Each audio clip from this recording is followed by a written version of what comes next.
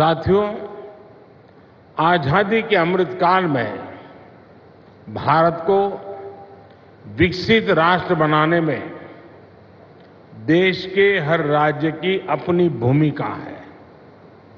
भारत जब समृद्ध था, जब ग्लोबल जीडीपी में हमारी भागीदारी बहुत बड़ी थी, तब हमारी ताकत हमारे पोर्ट से, हमारे पोर्ट सिटीज थे। आज जब भारत फिर से ग्लोबल ट्रेड का एक बड़ा केंद्र बन रहा है, तब हम फिर से अपनी समुद्र शक्ति को बढ़ाने में जुटे हैं। इसके लिए केंद्र सरकार समुद्र किनारे बसे कोच्चि जैसे शहरों का सामर्थ्य और बढ़ाने में जुटी है। हम यहां के पोर्ट्स की कैपेसिटी को बढ़ाने पर काम कर रहे हैं, पोर्ट इंफ्रास्ट्रक्चर पर निवेश कर रहे हैं। सागरमाला परियोजना के तहत पोर्ट्स की कनेक्टिविटी बढ़ाई जा रही है। साथियों, आज यहां देश को अपना सबसे बड़ा ड्राई डॉक मिला है। इसके अलावा आज शिप बिल्डिंग, शिप रिपेयरिंग और एलपीजी इंपोर्ट टर्मिनल इंफ्रास्ट्रक्चर का भी लोकार्पण हुआ है। ये सुविधाएं केरला और भारत के इस दक्षिणी क्षेत्र के विकास को गति देंगी। Made in India aircraft carrier INS Vikrant के निर्माण का ऐतिहासिक गौरव कोच्चि शिपयार्ड के पास है। इन नई सुविधाओं से शिपयार्ड की कैपेसिटी कई गुना बढ़ जाएगी। मैं केरला के निवासियों को इन सुविधाओं के लिए बधाई देता हूं। साथियों, पोर्ट, शिपिंग और इनलैंड वाटरवेज के सेक्टर में ईज ऑफ डूइंग बिजनेस बढ़ाने के लिए पिछले 10 वर्षों में केंद्र सरकार द्वारा अनेक रिफॉर्म्स किए गए हैं। इससे पोर्ट्स में अधिक इन्वेस्टमेंट आया है और ज्यादा एम्प्लॉयमेंट जनरेट हुआ है। इंडियन सीफेयरर्स, उससे जुड़े जो नियम थे, उसमें किए गए रिफॉर्म्स की वजह से पिछले 10 साल में इंडियन सीफेयरर्स की संख्या में 140% की वृद्धि हुई है। देश के भीतर वाटरवे के उपयोग से अब पैसेंजर और कार्गो ट्रांसपोर्ट में नई तेजी आई है। साथियों, जब सबका प्रयास होता है तो परिणाम और बेहतर मिलते हैं। बीते 10 वर्षों में हमारे पोर्ट्स ने डबल डिजिट एनुअल ग्रोथ हासिल की है।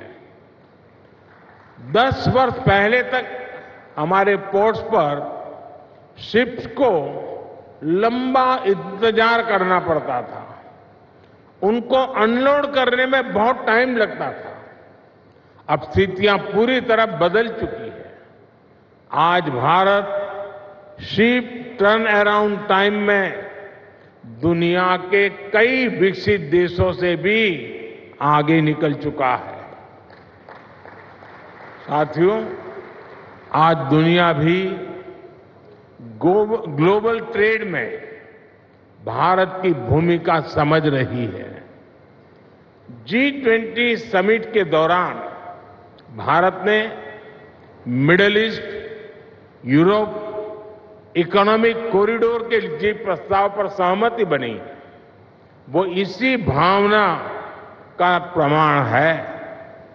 ये कॉरिडोर विकसित भारत के निर्माण को बहुत बल देगा। इससे हमारी कोस्टल इकोनॉमी को बड़ी ताकत मिलेगी। हाल ही में मैरीटाइम अमृत काल विजन भी लॉन्च किया गया है। विकसित भारत के लिए हम अपनी समुद्री ताकत को कैसे सशक्त करेंगे, इसमें इस लक्ष्य का रोड मैप है।